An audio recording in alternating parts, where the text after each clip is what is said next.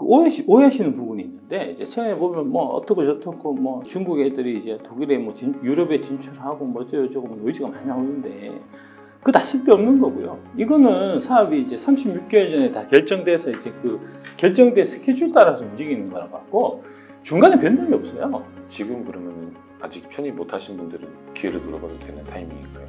그렇죠. 예, 그렇죠. 예, 당연한 얘기죠.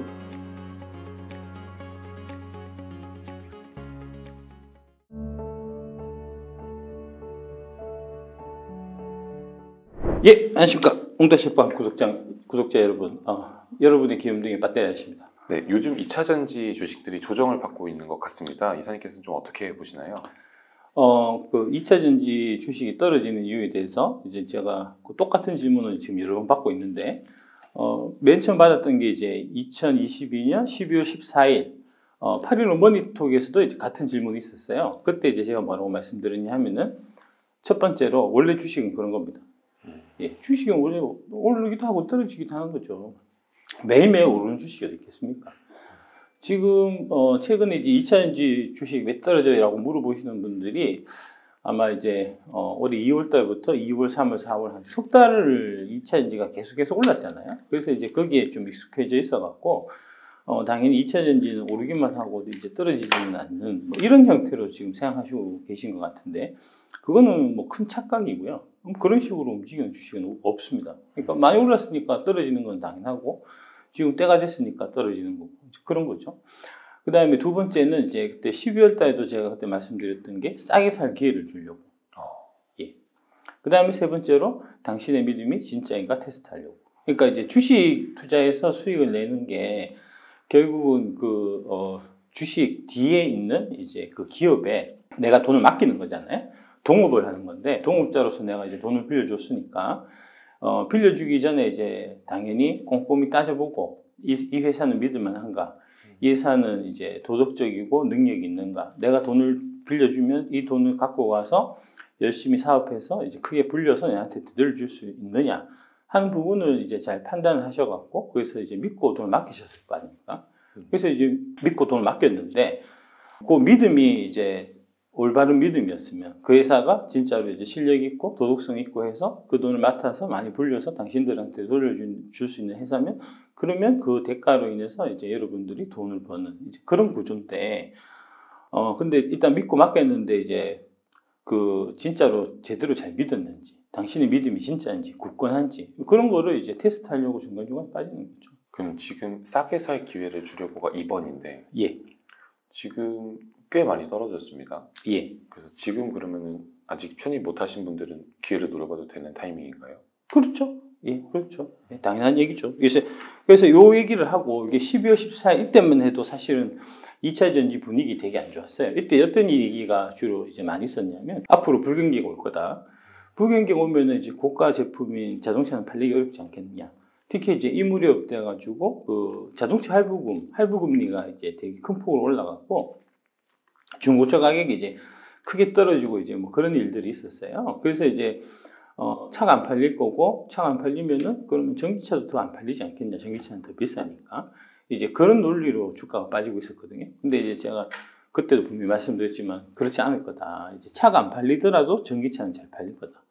그 다음에 두 번째로 차 자체도 안 팔리는 것보다는 오히려 좀 더 팔릴 수 있는 그런 가능성이 있다. 경기 침체가 오더라도. 왜 그러냐면, 지난 이제 코로나 시절 때 그 차를 사실 많이 못 만들었어요. 반도체 부족 현상 때문에. 그래서 이제 자동차를 바꾸려고 했었던 교체 수요가 사실은 많이 적체되어 있는 상태였거든요.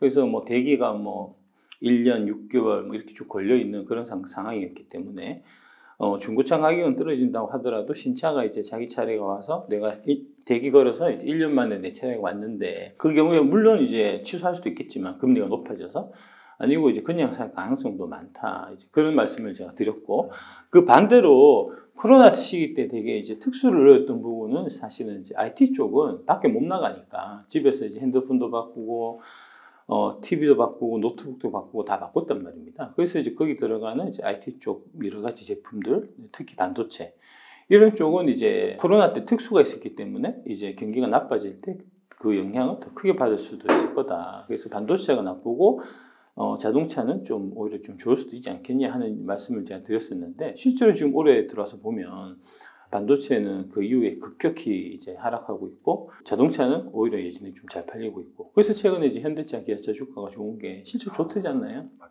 이제 그런 거죠. 그러니까 기본 전제 자체가 그때는 틀린 얘기니까 그래서 그 이후에 사실은 이유 없이 빠졌던 것들이 이제 해소가 되면서 주가가 2월 달부터 오르기 시작했고 2월, 3월, 4월에 올랐는데 올라서 어떻게 됐냐 이렇게 됐거든요. 그래서 제가 믿음의 대가다라고 말씀드렸는데 그것을 믿었으면 12월 14일부터 4월 25일까지 대략 한 4개월 정도 되는 기간 동안에 토탈 8종목이 95% 올랐습니다.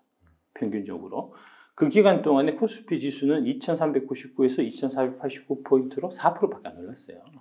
어마어마한 초과 수익을 거둘 수가 있었던 거거든요. 이 8종목 중에서 이제 특별히 많이 올랐던 종목은 이제 에코프로고요. 에코프로가 한 400% 올랐고, 그 다음에 두 번째로 많이 올랐던 게 에코프로 BM 143% 올랐고, 그래서 이제 이렇게 막 오르는 걸 보면 사람 마음이 동요가 되거든요. 아, 나도 빨리 에코프로나 에코프로 BM 들어가고 싶다. 미리 좀 들어갔으면 어떻게 좋았을 텐데. 뭐 이런 이제, 그때 4월 25일 당시에는 이제 뭐 그런 분들이 되게 많았고, 저는 이제 3월 달부터 계속해서 이제 올라가는 동안에, 다른 사람들은 다 너무 과열됐다. 지금 사면 안 된다. 조정 거치면 사라라고 얘기할 때, 저는 항상 말씀드린 게, 그냥 사라. 일단 사고 시작하고, 물리고 시작해라. 나도 처음 사서 물렸다. 물리고 시작한다고 생각해야 이게 시작이 되지. 조정 기다렸다가 뭐 조정 와서 싸게 산다고 생각하지만 실제 조정 오면 손 잘 안 나간다. 지금 마찬가지잖아요. 지금 이제 뭐 20% 30%씩 다 빠져있는데 고점 대비해서 지금 쉽게 손 나갑니까?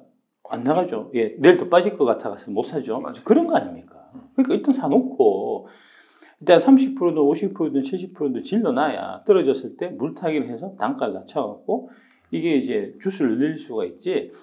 계속 떨어지기만 하염없이 기다리다 보면 떨어지지 않고 계속 올라와서 멀뚱멀뚱 있다가 맨 고점에 잡든지 아니면은 막 떨어져서 지금 사실 이 상황에 왔을 때 쉽게 손이 안 나가든지 아니면은 이제 최근에는 2차전지 말고 다른 주식들이 오르니까 그런 이제 기타 다른 주식들을 기웃거리게 되든지 이렇게 된다는 거죠.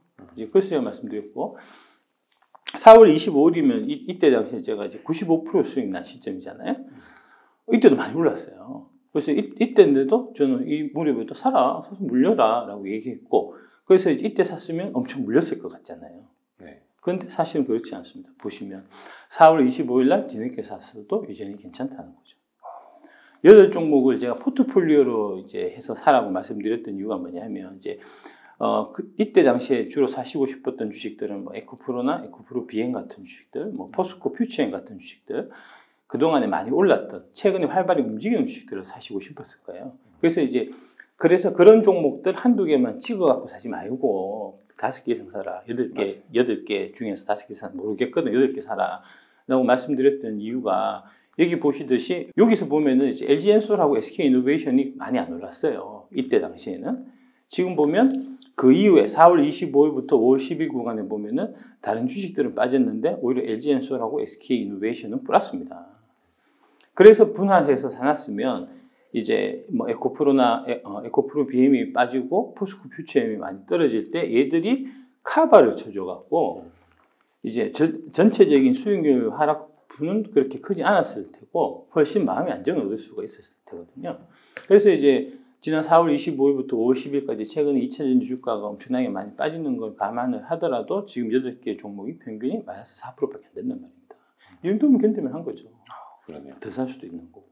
지금 말씀 나누고 있는 이 5월 11일 오전인데 예, 어제자 기준이고 네. 오늘 아마 좀 오를 것 같은데 오늘 이제 아침에 그 뉴스원 기사 제가 아침에 보고 왔는데 뉴스원 기사에 이제 금감원에서 2차전지 공매도 쳐놓은 거에 대해서 불법 공매도 뭐 이런 부분에 대해서 이제 대대적인 감사를 한다고 이제 발표가 났고 그 2차전지 이제 공매도 리포트, 에코프로 공매도 리포트 썼던 이제 김현수 연구원 이제 조사를 시작했다. 이제 뭐 하는 뭐 그런 형태의 기사가 나왔어요. 그래서 이게 사실 여러분들이 다 아시다시피 지금 이제 여의도 기관들이 이 2차전지 쪽 공매도 특히 이제 에코프로 BM 같은 이런 종목들 위주로 해서 이제 최근에 포스코 쪽, 포스코 홀딩스, 포스코 퓨처엠도 많이 들어와 있는 것 같은데 어쨌든 이제 그런 쪽에서 이제 자신들의 공모유도 포지션 수익 극대화를 위해서 이제 다양한 형태의 이제 뭐 애널리스트라든지 이제 증권 방송들을 이제 많이 활용한 그런 좀 사례들, 부정직하고 이제 불공정한 이제 좀